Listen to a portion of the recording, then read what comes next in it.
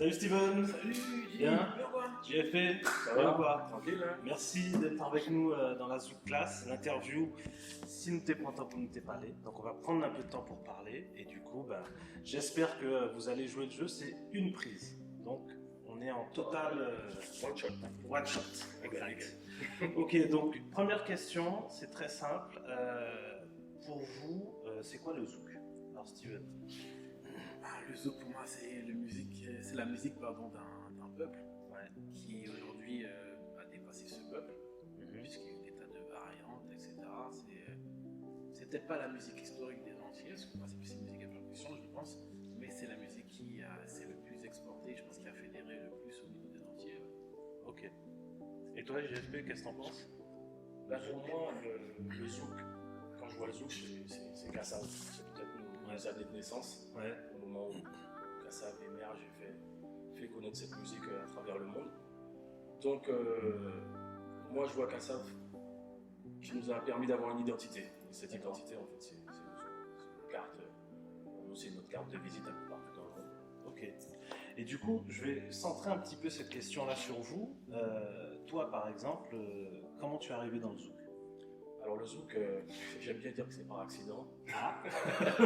Tu en as entendu? Ouais, parce qu'à la base, un peu comme Steven, on est issu de la musique urbaine, enfin, du reggae et dancehall. Ouais. J'ai commencé comme ça. Et c'est à la suite, en venant faire mes études ici, j'ai rencontré Master MX et Princess Lover. Et c'est comme ça que c'est parti. En fait, je me dis, bon, tu sais, moi, je fais de la dancehall, je fais pas de zouk, quoi. On me dit, mais s'il y a un truc à faire, il y a un truc à faire, il y a un délire à faire. Et on part sur une grille de zouk, il me dit, on part sur une grille de zouk, et à un moment, tu vas toaster, tu vas faire un truc. Et en gros, c'est parti comme ça. On a fait le premier titre pour la vie, Oui. qui a très bien fonctionné. Dans lequel tu toastes un petit peu. Voilà, dans lequel je toast. On a réitéré l'opération sur mon deuxième album avec un titre qui s'appelle Lune de miel, et puis ça a été un peu ma carte, mon truc. D'accord. Ok. Bon merci Steven. Comment t'es arrivé dans le zouk? Quand t'es tombé dedans? Alors déjà je pense que tout entier déjà quand t'as grandi en Martinique, le zouk il est là quoi, il est partout. Après c'est vrai que c'était pas mes musiques premières parce que moi je suis vraiment plus c'est vrai dans les musiques urbaines, dans les entités, j'ai grandi à Fort-de-France, comme Calbas. Présente. En place une, tu vois, pour le quartier. Donc, quand tu as une culture assez ghetto, tu écoutes la musique du ghetto. Et puis, mais quand tu vas en soirée, tu veux ton zouk, quoi. Je veux dire, quand tu écoutes ton rap, ton dancehall, mais quand tu es dans la soirée, tu veux ton zouk. Toi, tu as connu l'époque des zouk bouteilles. Ah, bien sûr, bien sûr. Tu venais avec ton petit coca. Bien sûr, bouteille, champagne, on nomme tout, la base. Ok. Tu vois. Après, si tu veux, quand je suis arrivé ici, je me suis rendu compte qu'il y avait des trucs qui me manquaient en fait. J'écoutais pas trop de compas, et là le dimanche, j'entends compas à la radio, t'es content, tu te rends compte qu'en fait, tu te rendais même pas compte que c'était dans tes oreilles tous les jours. Je veux dire, un moléo, parce que tu dis ah oui, parce que tu dis bon quand même, tu vois. Il y a eu ça, et toujours, moi j'étais tout le temps en soirée à danser, et ce qui se passe, c'est que quand mon vocal il est plus R&B, c'est vrai. Quand le zouk a commencé à changer un peu, ça a permis aux gens qui avaient un vocal un peu plus R&B de pouvoir commencer à glisser, tu vois. Donc déjà, Rotin, ça me parlait beaucoup. Normal. Le style vocal un peu moderne à la Jean-Paul Pognon, comment il s'appelle tous les gars, tous les Tony Chasseur, tout ça. Le vocal était déjà un peu plus à l'américaine. Oui, c'était carrément influencé par Michael Jackson. On peut le dire. Donc tu vois, moi, et après, tu as eu des groupes de gospel qui ont voulu faire des sons comme les gars, c'était Malone, c'était un duo, tu vois. Et c'est mes grands. Et quand Pierrot et Thierry ont sorti ça, je me suis dit, ah ouais, le zouk R&B arrivait. Et là, j'ai dit. Là, tu t'es senti dans son élément, quoi. Je me suis senti plus à l'aise pour pouvoir commencer à faire des trucs dessus, à tester. Et puis, j'ai commencé à faire des maquettes de zouk. En même temps, moi, je produisais beaucoup de mixtapes avec Loy, Yemonse, Youssoufa, Kéan Major, etc. Moi, je produisais des mixtapes dancehall, ça. Mais en même temps, j'avais fait des petites maquettes de zouk, tu vois. Quand même, montrer comment ça fait un petit bail sucré. C'est ça. Et puis, faire du sucré. Et puis, un jour, je vais voir DJ Fox, qui est mon gars. Je dis Fox, oh là, Gros big up. on est en mixtape là, bon, il y a tel tac, essaie de jouer le son en soirée. J'ai dit, tiens, par contre, j'ai des maquettes de Zouk. Écoute un peu, on va chanter Zouk. Je le vois bien. J'ai dit, bon, après il m'appelle, il me dit, vous qu'à chanter là, Steven? Je dis, ouais, frère. Je dis, ouais, j'ai monté un label, il m'a présenté Mac, le Ludovic, on a commencé à bosser ensemble. Donc, j'ai pas à te dire que, non, quand on était petits, c'était musique urbaine, mais le zouk était toujours là, tu vois. Okay. Après, sur le plan vocal, il y avait des chanteurs, des compositeurs qui permettaient au vocal R&B d'avancer. Il faut parler des compositeurs aussi, tu vois. Willy Salcedo, celui qui faisait les premiers Tatiana Miat, certains Tania Saval, comme lui, il était dans son appel américaine déjà, ça permettait déjà de pouvoir pousser la voix, des trucs... ça réconciliait un peu ceux qui étaient dans un délire appel américaine et le zouk en fait. Donc moi, mon parcours à moi, aussi bien dans l'écoute que dans la carrière, elle est comme ça. D'accord. Donc vous êtes plutôt de la génération qui est entrée dans le zouk, par l'urbain, parce que ça commençait à devenir un peu plus smooth, un peu plus R&B quoi. D'accord. Ouais, totalement. Et je pense qu'on avait l'occasion aussi de mélanger justement ces styles un peu urbains, le zouk. Finalement, je pense qu'on innovait un peu. Je pense qu'on arrive dans une période où on essaie moi, je dirais qu'il y avait plusieurs essais de gars avec un vocal R&B avant. Rotin, c'est le seul qui avait vraiment marché. Ensuite, tu as eu des expériences comme Malone, etc. Ces méga, ça n'a pas duré. Après, tu as eu Nichols, comme il y a une généalogie. Parce que, si tu veux, il y a plusieurs courants dans le zouk. Aujourd'hui, il faut l'admettre. Et le zouk R&B, c'est un courant aussi. Et tu as eu effectivement des gars, Nichols là, et à la composition, les Vibes à Ali aussi. C'est sûr. Où donc, tu vois, ça a changé un peu le format du zouk qui était différent. Les OH étaient les guitares c'était différent aussi. Donc, après, tu as eu effectivement donc, Warren qui a posé un gros jalon quand même aussi. Et Marvin dans le vocal vraiment masculin R&B qui marche et qui dure. Ça a ouvert des portes et qui fait que. Voilà. On pense avec Ali, comme tu dis, qui a vraiment apporté cette empreinte dans le zouk. Donc, Gel Big Up, on te recevra bientôt ici même. Donc, tu vois, c'est ce qui a fait qu'après, derrière, effectivement, vocalement parlant, pour moi, c'était plus aisé de le faire. Tu vois, il y a une généalogie. Après, le côté urbain, moi, je le mets surtout maintenant parce que si tu veux, les gens sont plus facilement ouverts à ce qu'on mélange les choses, alors qu'à l'époque, c'était un peu plus restreint. Et comme moi, mon flow à la base, il est dancehall, j'écoute beaucoup de dancehall. Maintenant, quand j'écris pour les autres, je me prends pas la tête, je fais du dancehall, mais chanter, tu vois. Ah, tu as dit quelque chose et tu m'as donné une très belle transition, merci. Justement, je trouve que tous les deux, vous avez commencé très fort, avec des albums notamment, pour toi, JFP. Et puis, depuis quelques temps, je vois que vous sortez plutôt en mode single.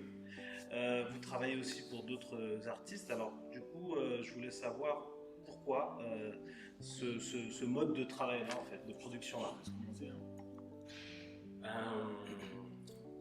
Tout a changé. Le game a changé. Le net. Aujourd'hui, il faut être productif. À l'époque, il y avait des labels. Voilà, c'est ça. Surtout ça. Le problème, c'est la perte des labels. Produire un album, ça coûte cher. Et si tu veux, il faut sortir de la musique tout le temps. Tout le temps aujourd'hui. Si tu veux, on est dans l'immédiateté. Tous les contenus multimédia, que ce soit vidéo, ce que tu veux, il faut les en sortir tout le temps. C'est tout de suite, tu prépares un son, il faut que tu le clips, il faut tout de suite que... Voilà, et ça va vite, tu vois bien que les artistes aujourd'hui, c'est tous les 2 mois à peine, il faut déjà sortir quelque chose. C'est ce que vous essayez de faire, ce rythme-là? En fait, disons que je dirais que... Ça dépend. En fait, comment t'expliquer? Tu peux occuper le terrain. Non, tous les 2 mois, ce sera un peu trop speed parce qu'un son, il prend du temps pour s'installer. Mais si tu vois que ton son s'installe pas, il faut vite passer à autre chose. D'accord, c'est ça. Quand ton son il arrive en bout de souffle, en fait, il faut occuper le terrain. Faut occuper le terrain. Il faut occuper le terrain aujourd'hui parce que les gens ils passent vite à autre chose. Du coup, un album aujourd'hui, par exemple, là, la dernière fois, j'ai reçu Ludo qui est revenu avec un album là qui s'appelle Sweet. C'est une grosse prise de risque pour vous. Comment vous voyez ceux qui font des albums aujourd'hui? Quand tu fais un album aujourd'hui, c'est que tu le fais par kiff en fait.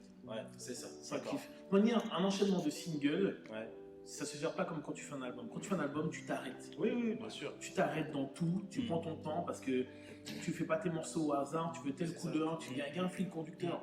Je pense que dans le cas de Ludo, il a quand même pris beaucoup de temps. Ah oui, bien sûr. Tu vois, la première question, c'était ça pour lui d'ailleurs. Voilà. Tu vois, et cette génération d'artistes-là, ils ont un public qui est fidèle, qui va attendre, en mode carrière, qui va attendre un album. Ouais. Tu vois ce que je veux dire?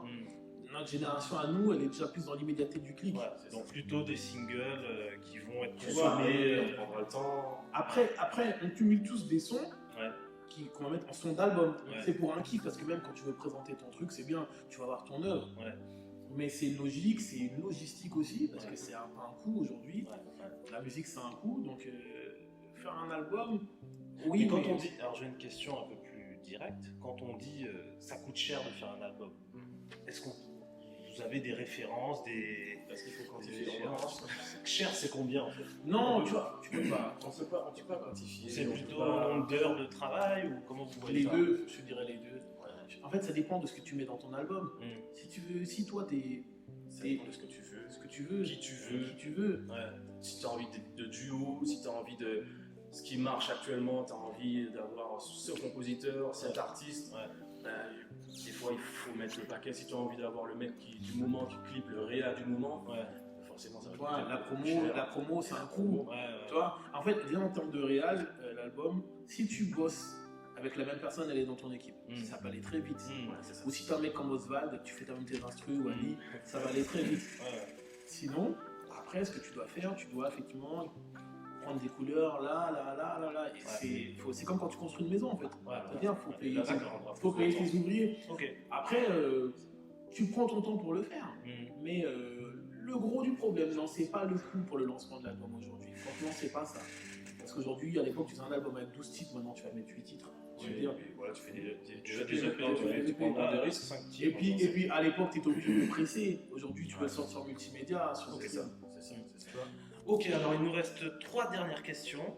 La première des 3, c'est, on rentre dans le vif du sujet, votre dernier titre qui s'appelle Regular, ou Regular English. Donc je vais vous poser une question simple. Comment vous en êtes venu à collaborer sur ce titre? Et la deuxième question c'est pourquoi ça s'appelle Regular? Je vous laisse organiser qui commence, qui sort, qui se lance. Alors, lui j'aime bien quand il explique l'histoire, pas l'histoire, le régular.